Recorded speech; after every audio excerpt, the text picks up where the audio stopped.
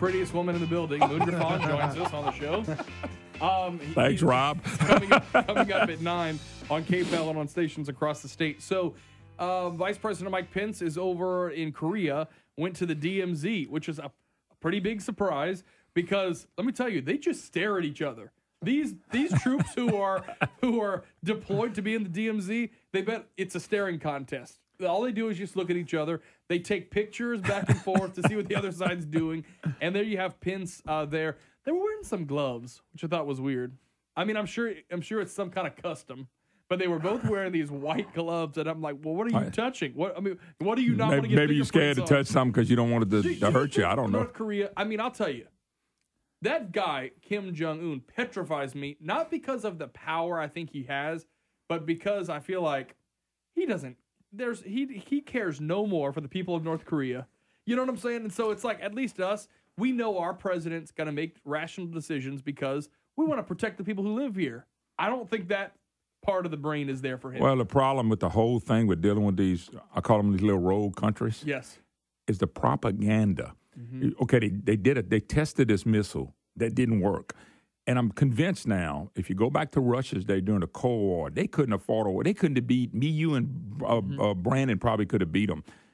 I'm more concerned about the propaganda. I don't think North Korea is a big threat to us. Now, maybe a threat to South Korea. Yeah. Because they're so mean because of what you just said, a little nut running the country. Yep. But I'm not convinced in a real war that they can win.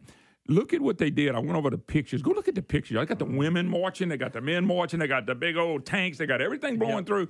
And that's all propaganda.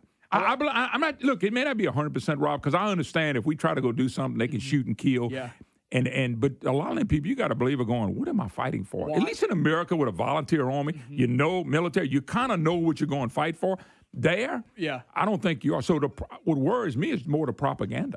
Because I think some of the stuff that they're making it look like they're such a powerhouse, they're really not. It wouldn't surprise me one bit if those tanks you see are just like a metal exterior and there's a golf cart under it. Well, I'll take it one step further. Everybody's worried about China. Go look at the stories when China's economy was booming. They're building cities for millions of people that nobody lives in. Go look at the film. You can look at all the tape. You can look at. And so was their economy that good? No. They were building cities that nobody even lives in. I'm talking about big cities. To make it look like there's To make it look like how powerful we are. Now, it's amazing. Those countries look like they're looking for a war to build up their economy. But the bottom line is, I don't know how powerful these people are. Because we don't understand. See, this is what always worried me. And I go back to Obama. Yeah. And let me put in perspective. You're a news guy. You tell me if I'm wrong. Yep. That's what worries me when the news media, for say, gets into bed with a president.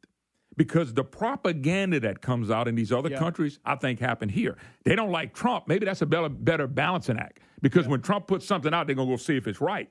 With the president, when President Obama was around, everything was like in sync. Whoa, that ain't right. That ain't what the press is supposed to do. Yeah. You're an old TV guy. Yeah. Tell me I'm wrong on that. Because these other countries scare me when they do that. Yeah. Because of propaganda. What you kind of look out to me is, okay, even so far as the UK, which we consider is probably the most similar, not necessarily in government with parliament and stuff, but as far as freedoms go, there it's state-run.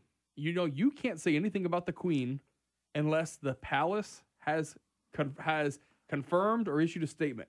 They'll put you out. You'll be fired. But it's easy for a country to go in the direction it shouldn't go like that versus what we have now. The press basically hates Trump, so if he breathes wrong, they're going to report it. I'm a little concerned about the press as they go along with their government because the government's convincing everybody, here's what you need to do. Yeah. And then you look back, it's too late to turn around. Yeah.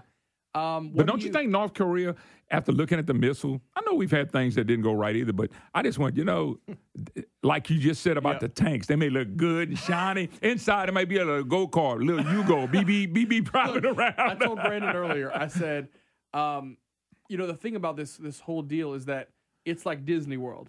Okay, I firmly believe some of those buildings and stuff that you see are plaster of Paris. They're just styrofoam because it looks all good, and they'll let journalists go in, but they have to have an escort and they have to stay on approved roads. They about to say they only go in certain places. And every once in a while, one of them will say, "They told us not to look this way, but we took a picture this way."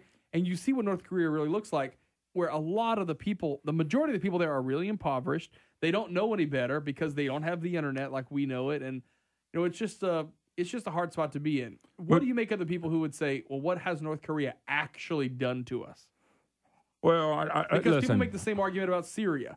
Well, show me on this map of the United States where Syria hurt us. Well, but I think if you look back at history, I think if you just look back at general history and look at why did we go to Vietnam? I mean, you can always ask those questions when it comes to bombing and wars and things of that nature. Yeah. I think you can always ask that question. Let's just face it. That part of the world, it's just not like us. It's never going to be like us. Yeah. Well, do I wish we would never get involved? Yes, but that's not reality. That's not reality. And I want to go back to what I said again. The propaganda that comes out of some of these little rogue countries, and even China and Russia, doesn't ever match up with really who they are. Ronald Reagan beat them with the Cold War. We built up all this massive army and military and nuclear weapons and all that stuff, and we thought they were building up the same thing. My gut feeling is they don't know if they can shoot 120 feet. Yep. Now, Rob, I say that doesn't make them less dangerous. Yeah. They all really it takes is one. It only takes one, you're correct, but it doesn't make them less dangerous. But I got to believe, just like I'm telling you with China, go pull it up. And look at these beautiful cities they built and said the economy was rolling. They were building places that nobody even lives. They don't even want them there. I told Brandon earlier, how are we supposed to believe that this week they can't successfully test a missile, but next week it could hit Omaha? I mean, it just doesn't make sense. Now, I'll tell you where I would be nervous if I lived in Hawaii. Well, they are talking about Hawaii having to beef up. World War II, that's the deal. It's in the middle of the two. Yep.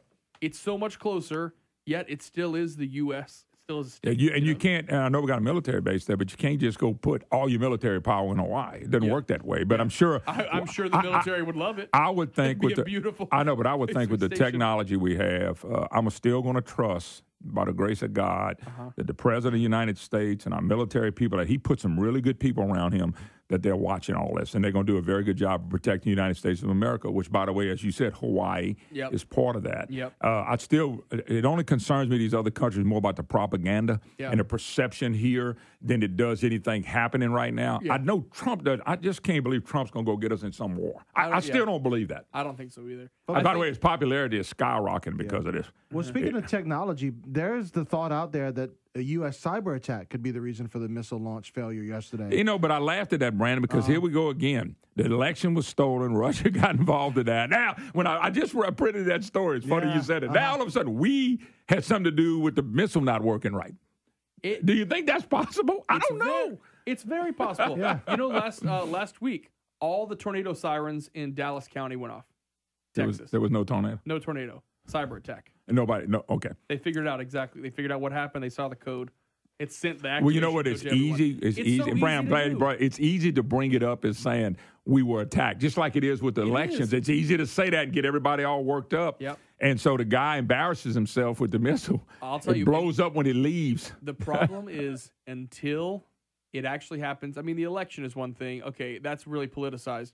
One thing that's not politicized: a water supply, a power grid. No. That affects everyone. Wait till it happens on one of those things. I'm not saying it's going to be Russia. It could be a mad American who's sitting, mad. Look at the thing that happened on Facebook. Some of these guys are so good and smart with these computers. You see movies where they get into it and they stole all the nuclear weapons. That's a possibility because everything's on a computer now. It is weird. That's amazing.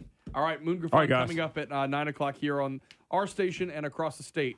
Gosh, feel sorry for him. But anyway, all that's coming up.